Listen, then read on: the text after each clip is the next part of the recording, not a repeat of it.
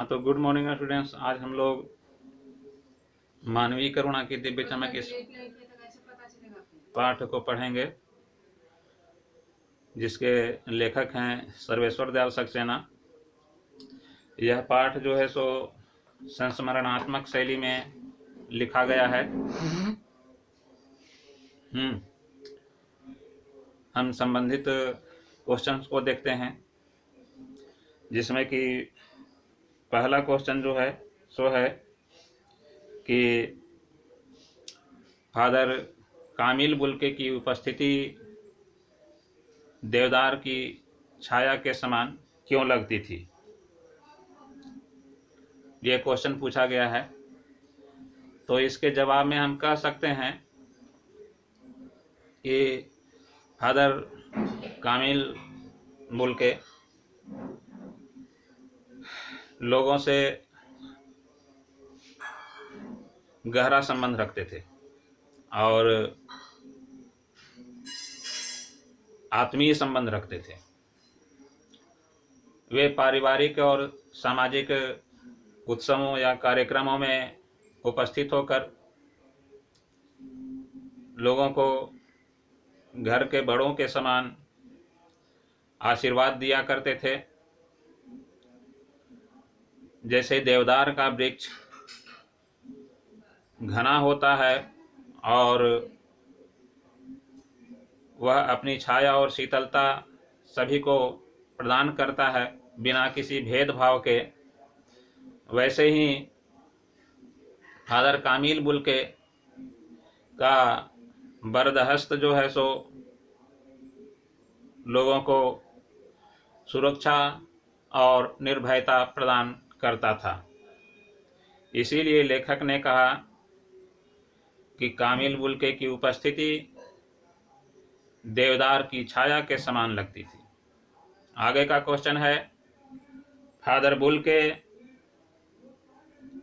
भारतीय संस्कृति के अभिन्न अंग हैं। किस आधार पर ऐसा कहा जा सकता है। तो ये बेल्जियम के रहने वाले थे, वहीं जन्म लिया था उन्होंने और भारत को अपनी कर्मभूमि बनाया इन्होंने। भारतीय जीवन मूल्यों और आदर्शों को महत्वपूर्ण स्थान दिया, भारतीय संस्कृति का अध्ययन किया, राम कथा उत्पत्ति और विकास इस विषय पर शोध किया। तो इस आधार पर हम कह सकते हैं कि भारतीय संस्कृति के प्रति उनके लगाव काफ़ी गहरे थे। हिंदी भाषा को राष्ट्रभाषा के रूप में देखने की इच्छा भी उनकी प्रबल थी।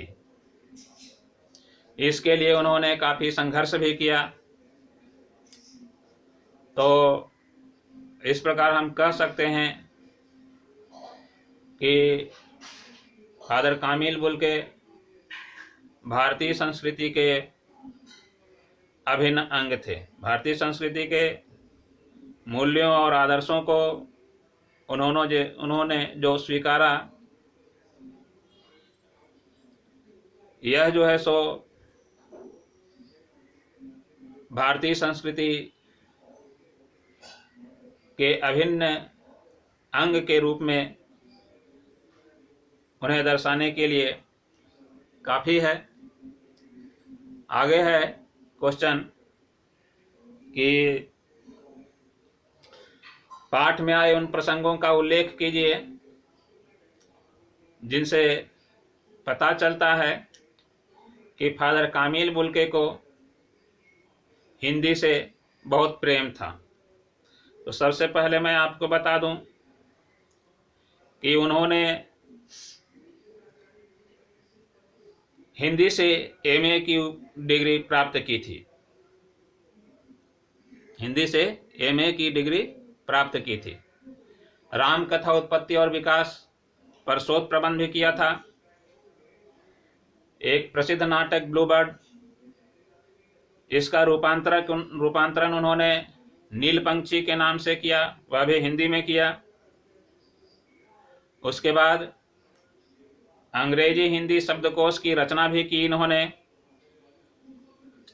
बाइबिल का अनुवाद किया तो हिंदी में किया, बाइबिल का अनुवाद इन्होंने हिंदी में किया, और हिंदी को राष्ट्रभाषा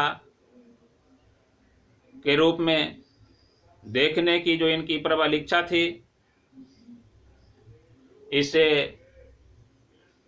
पता चलता है कि उन्हें हिंदी से काफ़ी प्रेम था। आगे का क्वेश्चन है स्टूडेंट्स कि पाठ के आधार पर फादर कामिल बुल्के की जो छवि उभरती है उसे अपने शब्दों में लिखिए। हम ऐसे लिख सकते हैं कि फादर कामिल बुल्के का व्यक्तित्व आकर्षक था। गोरा रंग, सफ़ेद और भूरी दाढ़ी, आंखें नीली, उनकी नीली आंखों में हमेशा वात्सल्य प्रेम झलकते रहता था। अपने सहयोगियों और मित्रों के बीच वे काफ़ी लोकप्रिय थे। कभी किसी से वे क्रोध नहीं किया करते थे। वे सबको अपने भाई के समान स्नेह देते थे और हमेशा अपना बरद हस्त या अपनी ममता उन पर लुटाया करते थे। ममता और प्यार उनके हृदय में भरा हुआ था। उन्होंने बेल्जियम में एक सुखी जीवन को त्याग कर सन्यासी जीवन को अपनाया और भारत में रहकर उच्च शिक्षा प्राप्त की और सन्यासी जीवन को अपनाया। वे हिंदी को राष्ट्रभाषा के पद पर आसीन होते हुए भी देखना चाहते थे, जिसके लिए उन्होंने काफ़ी संघर्ष भी किया। अर्थात वे संघर्षशील व्यक्ति थे,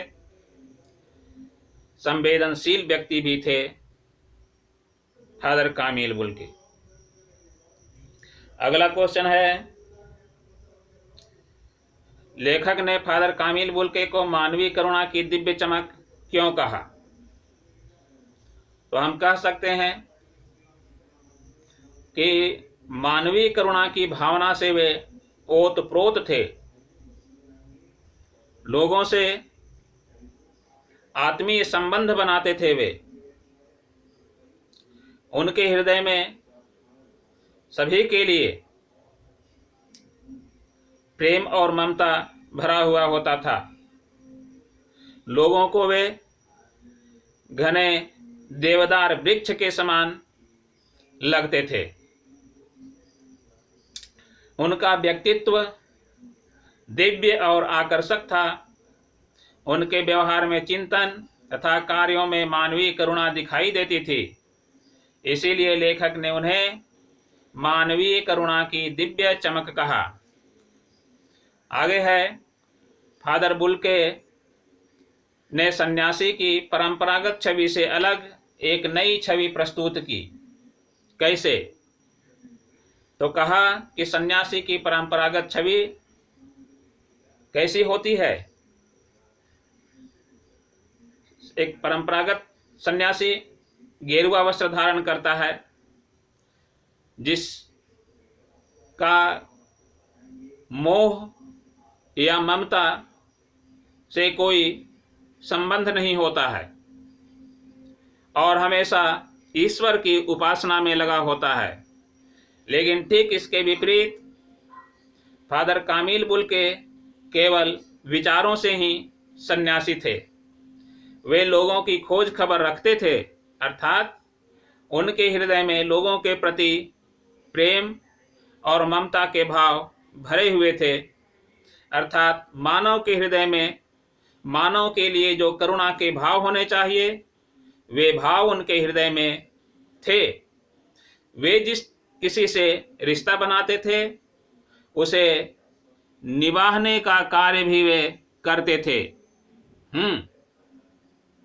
वे त्याग के आधार पर सन्यासी थे, लेकिन व्यवहार में परंपरागत सन्यासी की छवि से बिल्कुल ही अलग थे वे।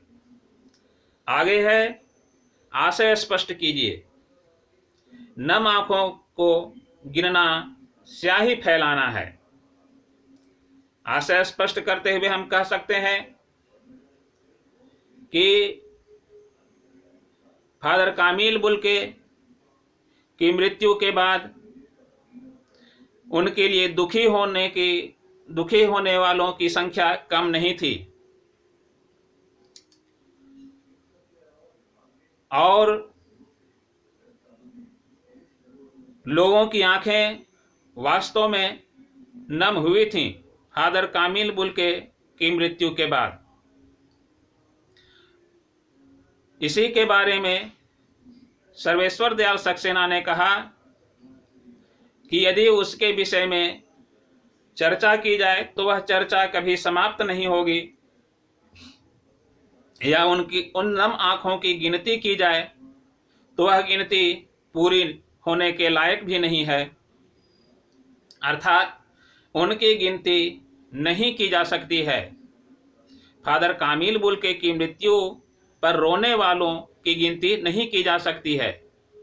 इसीलिए सर्वेश्वर दयाल सक्सेना ने कहा कि नम आंखों को गिनना स्याही फैलाने के समान है।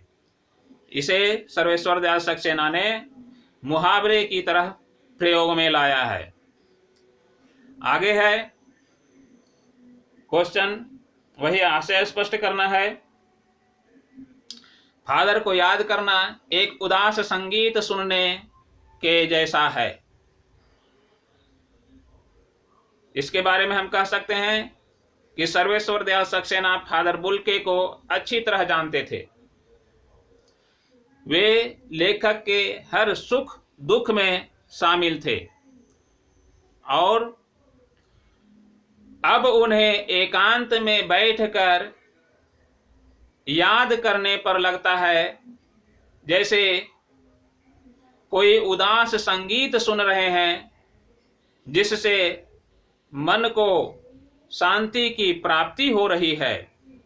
फादर कामिल बुल्के की मृत्यु के बाद उनको याद करना, फादर कामिल बुल्के की मृत्यु के बाद उनको याद करना एक संगीत सुनने के समान, शांत संगीत के सुनने के समान है। वह शांत संगीत जिससे शांति की प्राप्ति होती है। आगे रचना अभिव्यक्ति में है क्वेश्चन कि आपके विचार में फादर बुल्के ने भारत आने का मन क्यों बनाया होगा। हम कह सकते हैं कि फादर बुल्के भारत के विषय में सुना होगा कि वह साधु संतों का देश है, भारत साधु संतों का देश है। उन्होंने ऐसा सुना होगा। जब उनके मन में संन्यास का विचार आया होगा तब भारत के प्रति उनका आकर्षण जागा होगा, अर्थात भारत के प्रति वे आकृष्ट हुए होंगे और भारत आध्यात्मिकता का केंद्र है। उन्हें लगा होगा कि उन्हें सच्चा आत्मज्ञान भारत में ही प्राप्त हो सकता है, इसलिए उन्होंने भारत आने का मन बनाया होगा। ठीक है स्टूडेंट्स, आज के लिए इतना ही। अगले दिन हम अगले चैप्टर को देखेंगे। ठीक है, आप हमारे चैनल पर नए हैं तो हमारे चैनल को सब्सक्राइब कीजिए, बेल आइकन बटन को दबाइए, वीडियो को लाइक कीजिए, शेयर कीजिए, ताकि ज़्यादा से ज़्यादा लोग इस वीडियो का लाभ उठा सकें। धन्यवाद।